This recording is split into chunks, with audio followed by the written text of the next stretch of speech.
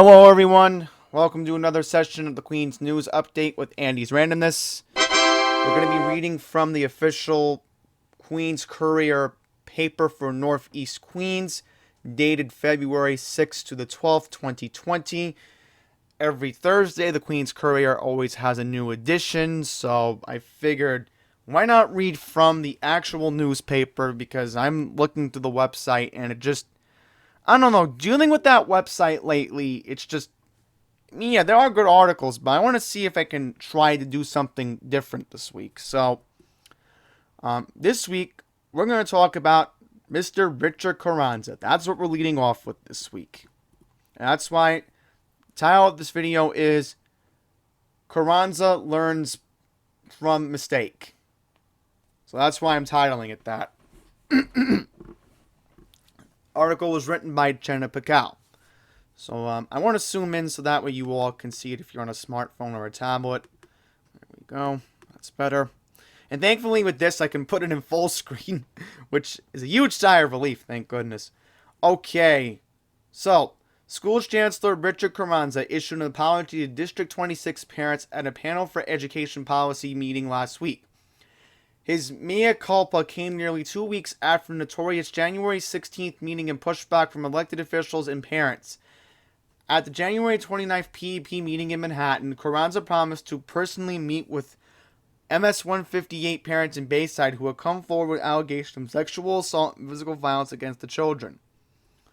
Okay, in a statement, Carranza said, "I in no way, shape, or form want to show any disrespect to any parent that wants to be heard, and I apologize because as a parent myself, I can only imagine the pain parents are feeling when their children have been hurt."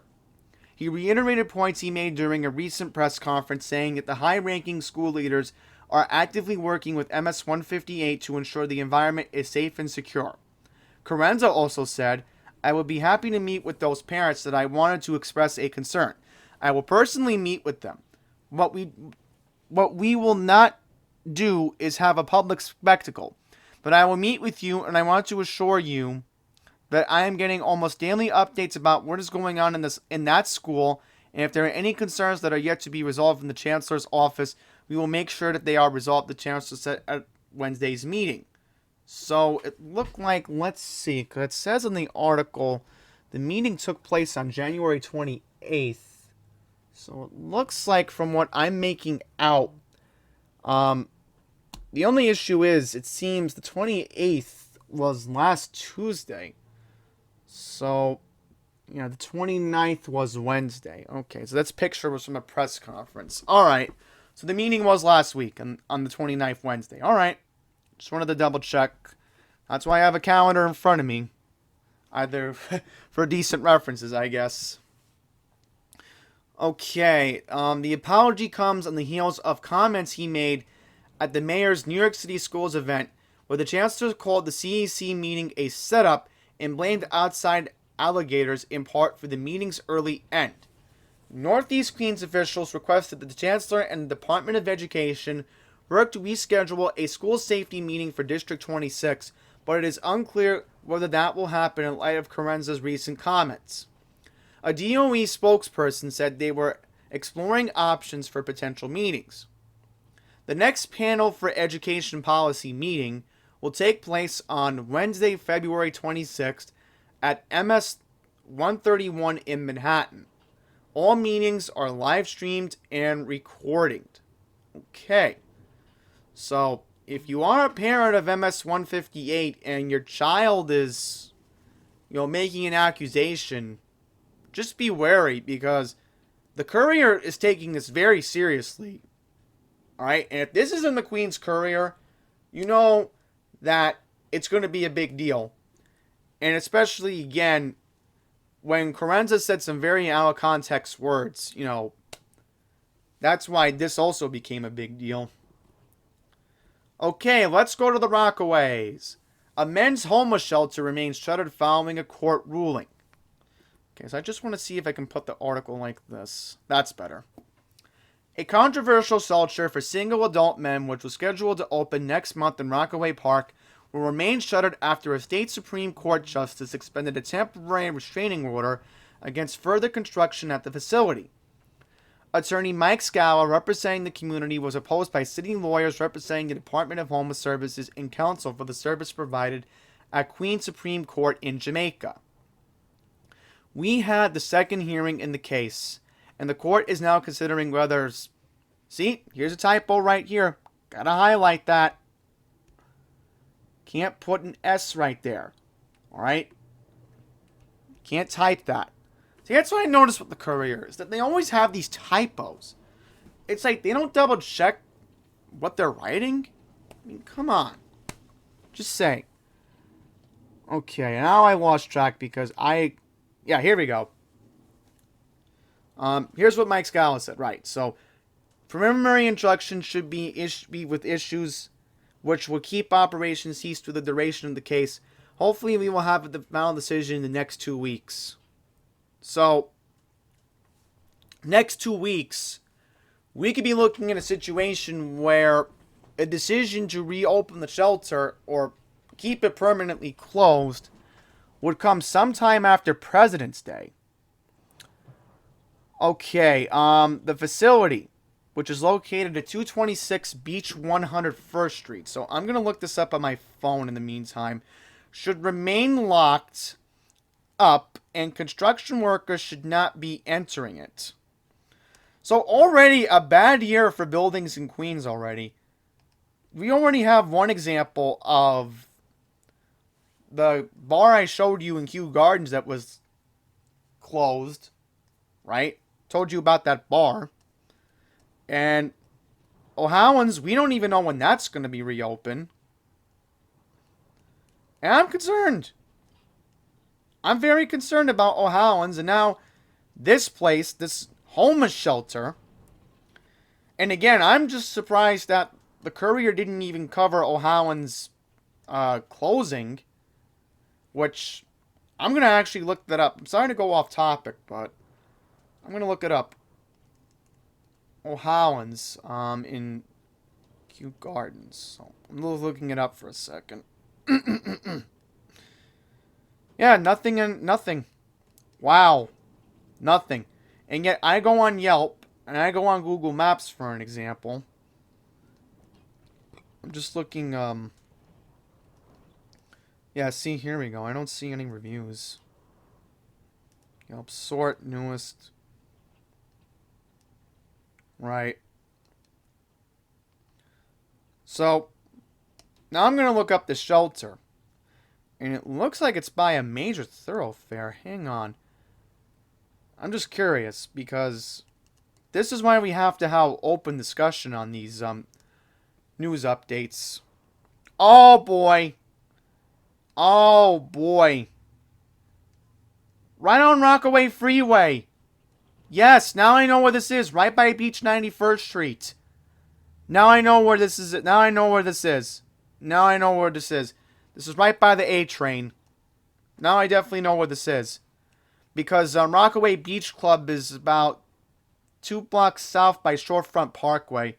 So now I know this area. Which, by the way, I am debating if I should go to the Rockaways this summer. I might debate that. Because if we get a lot of humid days this summer, I might go down there. Doesn't even cost anything to go. And plus, again, I have New York City ID, so they'll let me on the beach anyway. Okay, looking it up here.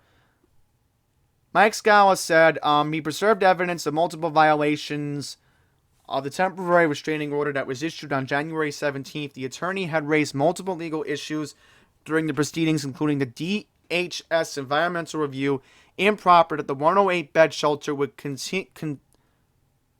constitute a residence for the mentally disabled in violation of the state law, which had a cap of 48 individuals, and he argued there was evidence of financial impropriety with the non-for-profit service provider. So, this was supposed to open in March, and in other words, again, we're going to have a decision in the next 2 weeks with the court for Queens Supreme Court in Jamaica. They have to make a ruling, and again, it looks like it's not even going to open in March at this rate. I'm being very skeptical. QNS reached out to DHS and is awaiting a response. Meanwhile, Tori Schnapp, the lead petitioner in the case and activist behind the group Rockaway Solutions Not Shelters, has stated Rockaway is not the place for such a shelter and many in the community are still recovering from Sandy. Right, completely agree with that. Okay, the quote from New York One says, "When you see a neighborhood trying to recover and still recover, the last thing you want to do is put an at-risk population in such a narrow piece of land," she told New York One. The Rockaway community, we united to stop this from happening. We don't have to take what the city wants to dish out on everyone. So we'll see how this situation ends up. Okay, next up, it looks like we have an article regarding a safer Northern Boulevard. Okay, I don't understand any of this. Let me see if I can zoom out to make the page fit. Here we go. Move it down a little bit. Oh no, I went up by one page. I do apologize. Here we go. One more. That's better. A progressive insurgent assembly candidate from Jackson Heights has presented a radical plan to end the carnage of Northern Boulevard, the so-called most dangerous roadway in Queens. Jessica Gonzalez Rojas presented her bold plan surrounded by community leaders, small business owners, and transportation advocates at 80th Street and Northern Boulevard in Jackson Heights, where 11-year-old Miguel Torres was struck and killed back in 2012.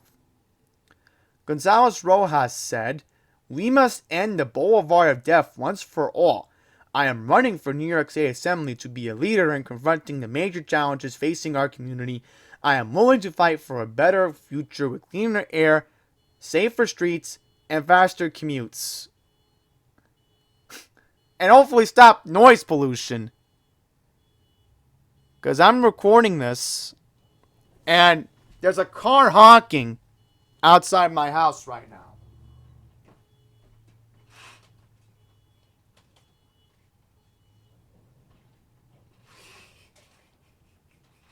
Okay, I don't know what I just saw in front of my house right now, but apparently a Ford van, a Ford E150, has to be an E150, because I know that van very well. You know how some of the vans, the little tiny school bus, not a tiny school bus, but like a van? Well, apparently, there's supposed to be a backup siren, right? And it's not a car alarm going off. It was actually somebody backing up looking for parking on my street. That's an epic fail. Cue the Price is Right music. I'm sorry.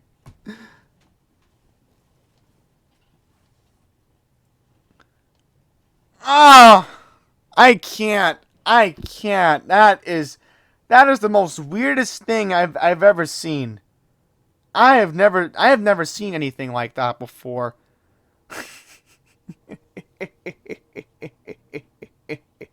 I'm sorry.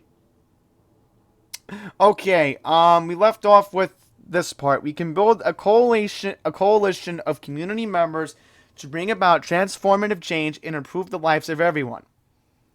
Her plan, which is called Green New Northern, would restrict access to the thoroughfare to only buses, emergency vehicles between Queens Plaza and 114th Street. Okay then. If she's actually serious about this plan, sorry to make a little bit of a criticism here, but in order for this plan to actually work, they have to make sure the Q66 doesn't get eliminated in the Queens bus redesign. Because the Q66, excuse me, I almost said Q110. That's Jamaica. The Q66 is a route that goes along Northern Boulevard in Long Island City and Jackson Heights. You can't just get rid of that route. I've been saying that for a while now. But, it would allow for Northern Boulevard to run express bus service to Manhattan. Okay. That could be an idea for the Queens bus redesign, I guess. Actually, run an express bus to Flushing. safer crossing for students and seniors, and reduced air pop pollution from cars on a 4-mile 3 stretch from the Grand Central Parkway to Queens Plaza. Alright, so my only issue with this right now is if they're completely going to ban cars, the issue's going to be you're going to have Queens Boulevard, the Long Island Expressway, and the Grand Central Parkway clogged up. I don't know if this is actually going to work out. I'm kind of concerned about this. Okay, here's some statistics that she claims from 2017. Okay. There have been 2,783 reported crashes since for 3 years now. It includes 73 cyclists, 129 pedestrians, and 549 motorists. But 6 pedestrians have been killed. Okay. Right now, there is somebody... So she's trying to challenge Assemblyman Michael Den Decker. This is the first time that he's facing a primary challenge since he was sent to Albany in 2008.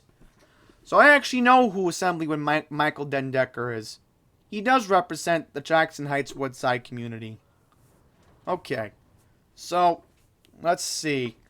She accused him of being the supportive of the car culture. Okay.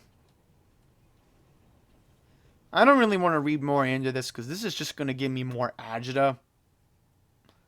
I mean, this is an interesting idea, don't get me wrong, but how are you actually going to ban cars?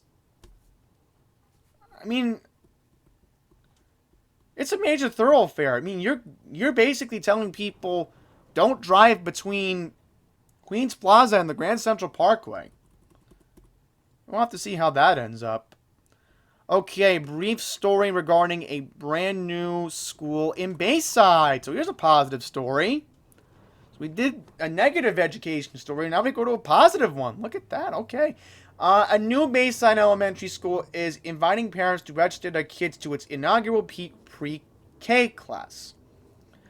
Leadership at PS 390, which will be located at 56-10 214th Street in Bayside Hills, announced via Twitter that children born in 2016 could now apply for a spot at the school.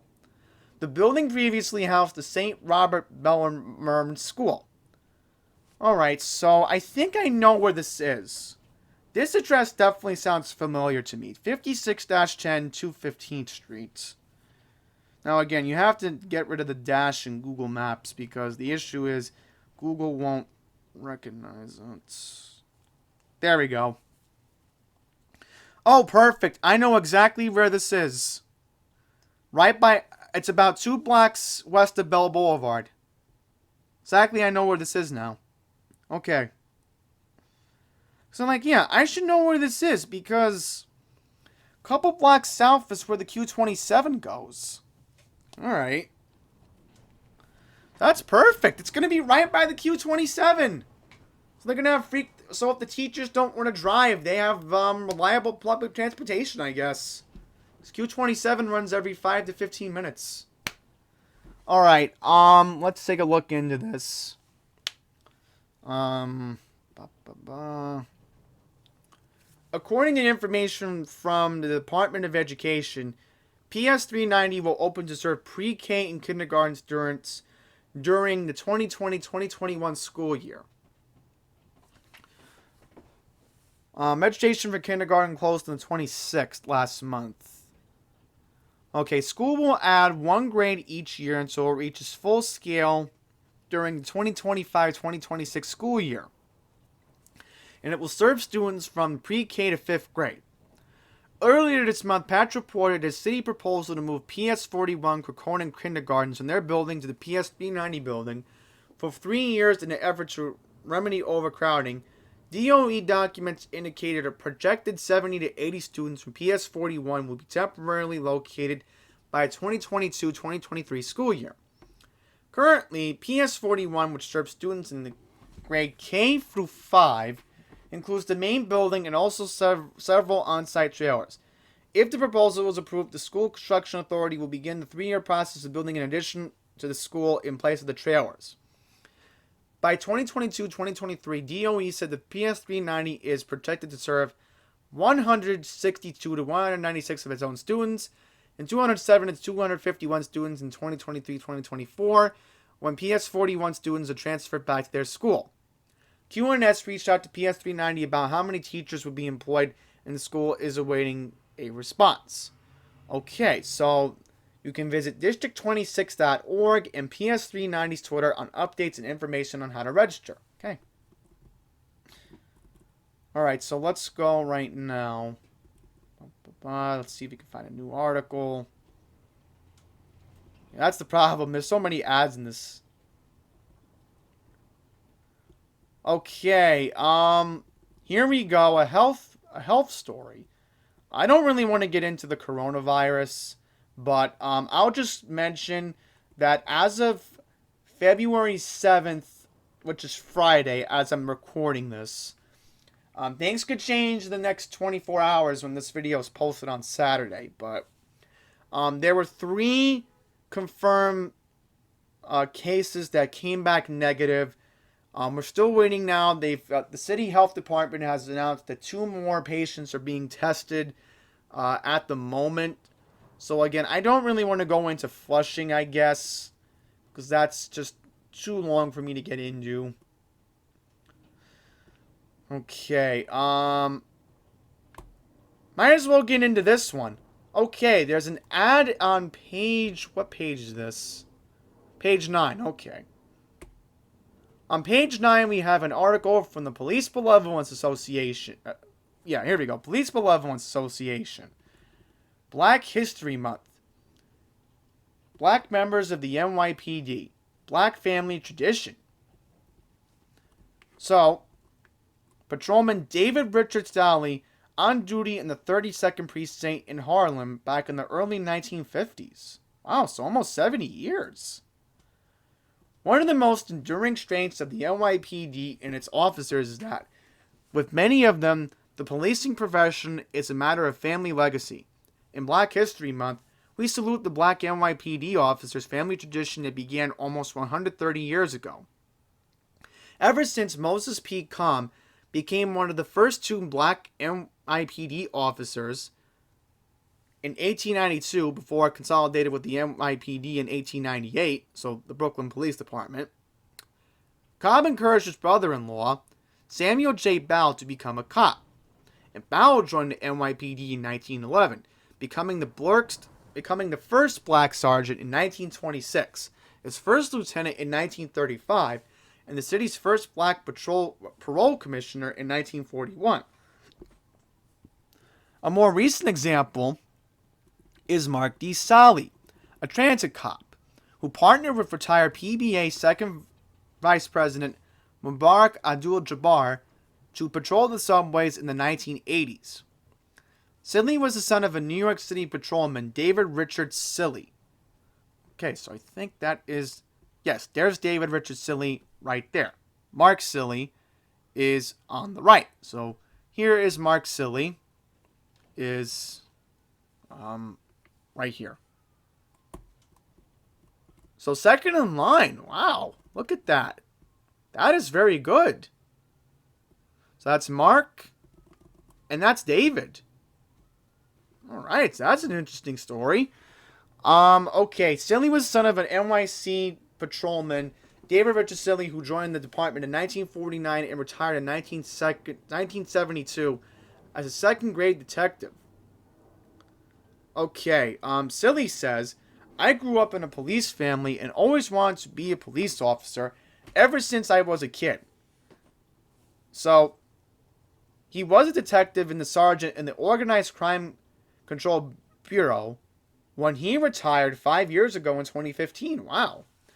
My father approved of my choice, but he advised me that what I could make of my police career would be entirely up to me and how I would motivate myself. And watch your back, he always says. Unfortunately, David Richard Silly died 2 months before his son entered the police academy in 1984. But Mark Silly never forgot his father's wise words and went on to continue the NYPD's family tradition. So, this was an ad taken out by Patrick Lynch, and this does have close ties to Queens because Pat Lynch is from Bayside. So, that's why I wanted to read this ad, because I figured since it is Black History Month, I might as well read this advertisement. So, once again, if you do pick up this week's Courier, it's on page 9 this week in the Northeast edition. It's probably the same thing in the Northwest edition. I wouldn't know, but yeah. Okay, let's see if we can find any more articles. Okay, nope. Okay, here we go. Crime Beats. 104 Precincts. Duo assaults man and steals iPhone in Ridgewood robbery. Police are searching for 2 men who allegedly assaulted a man in Ridgewood before chasing him down the street and stealing his iPhone on January 25th. Authorities say the 2 men approached the 46-year-old victim just after 8 p.m. at 1719. No, this should say 17-19. I don't know why there's not a dash. 17-19 Palmetto Street, and demanded that he fork over his possessions. When the man refused, the duo proceeded to punch and kick him, causing a laceration to his nose. The victim attempted to flee the scene, but the individuals chased him. During his attempt to escape, the man dropped his iPhone on the ground. The aggressors picked up the iPhone and fled in another direction. Despite his injury, the victim refused refused medical attention. So we have surveillance video and photos of the suspect that was released back on Saturday, February 1st. Okay, police say both men have sim builds. One was last seen wearing a black and white hooded Nike jacket with red sweatpants and sneakers. The other was last seen wearing a black jacket with lettering on the sleeves with black pants, black sneakers, and a black baseball cap. Oh, we talked about this one last week. Yeah, see? This is an online article last week, but I don't want to get into that again. Okay, important advertisement. Save the date. Remember to come out and vote in the special election for Queensborough President on March 24th. So please remember to save the date. I'm assuming there might be early voting. I'm not that sure. Okay, let's see what else. Alright, so we have more meanings added for the bus redesign. Again, that's another complicated issue to get into. I just want to remind everybody that a week from Thursday, there will be a bus redesign open house in Bayside. I will be attending that along with Passengers United COO Charlton D. Souza. He will be attending that meeting with me. What else I want to bring up? Right. Belrose is having a meeting. I also want to make everybody aware that Community Board 8 is also meeting on March 16th, I think it was. Because somebody did get back to me from Community Board 8, which is my community board here in Fresh Meadows. So they are going to be having a... There are going to be people who do go to it. Rory Lanceman, I know, is going to be there. So, we'll see how that ends up.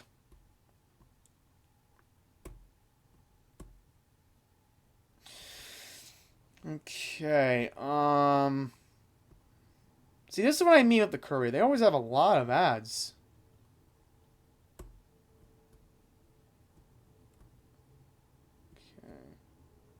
Don't want to get into any more. Interesting.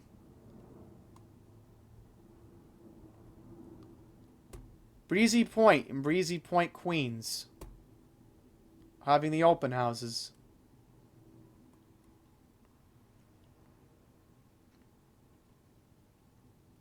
Okay, anything else?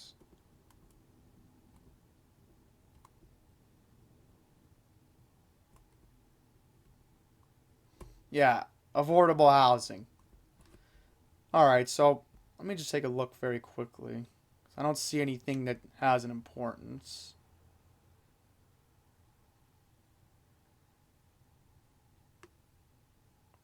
Okay. Don't see anything else at the moment. So I think we're going to close out of this. Let's see if I can get out of full screen. There we go. So let me just see if I can find anything for Northeast Queens, I guess. 'Cause maybe they will... Maybe they'll let me look it up or something. I don't know. I guess they're not specific. Let's see.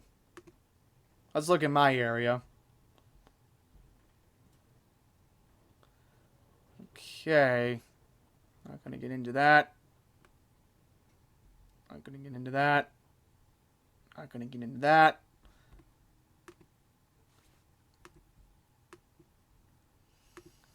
Alright, so we may wrap this video up in just a second because I'm trying to see if I can find any other news for this week. Okay. I mean, with that, I might wrap up this video shortly. Wow, so people are actually trying to challenge Van Bremer.